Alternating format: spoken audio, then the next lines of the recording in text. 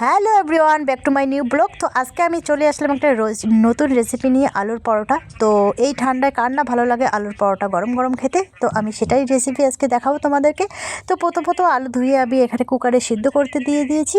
তো সিদ্ধ হতে হতে আমি এখানে ধনিয়া কুচি, পেঁয়াজ কুচি কাটছি, তোমরা দেখতেই পাচ্ছ।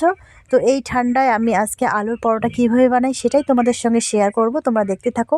এখানে আমি আটা নিয়ে নিয়েছি 1 কাপ মতো, তারপরে পেঁয়াজ কুচি, ধনিয়া কুচি যেগুলো কাটা ছিল দেখতেই পেলে, ওগুলো আমি দিয়ে দিয়েছি। এখানে যত মশলা আছে, জিরে, গরম মশলা সব কিছু এখানে মিক্সড করেছি।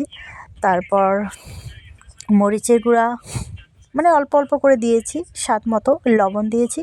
দিয়ে আমি এখানে একটু তেল দিয়ে আমি এখানে করছি, ডো বানাচ্ছি আটার। তো আলুর পরোটা বানাতে বেশি কিছু লাগে না, হাতের কাছে যা এগুলো পাওয়াই যায়। তো আমি আজকে বানাচ্ছি, তোমরা দেখতে থাকো কীভাবে বানাচ্ছি। এগুলো বানিয়ে খেতে পারো, খুবই ভালো লাগে। যদি মন চায়, তোমরা যদি ভালো লাগে একদিন ট্রাই করে দেখতে পারো। তো আমি এগুলো কিছুক্ষণ পরে আমি এগুলো বেলছি এবং আমি তাওয়া একটু গরম হতে দিয়েছি, ওখানে একটু তেল দিলাম, দিয়ে যে আমি এখন আলুর পরোটাটা দিয়ে দেব। তো দেখো আমি এক পাশ উল্টে দিয়েছি,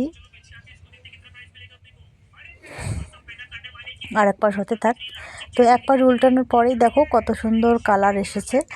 তো একদম ধীরে করে আমি ভাজছি আলুর পরোটাটা।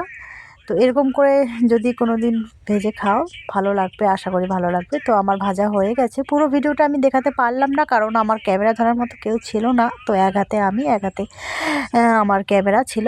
তো তার জন্য আমি পুরো ভিডিওটা দেখাতে পারলাম না। তো আমার পরোটা বানা শেষ। তো আমার এখন ছেলেদেরকে খাওয়াতে দিয়েছি। তো দেখো রিভিউটা কীরকম, তোমরা বুঝতেই পারছো কীরকম ভালো লেগেছে। আজকের মনে এইটুকুই।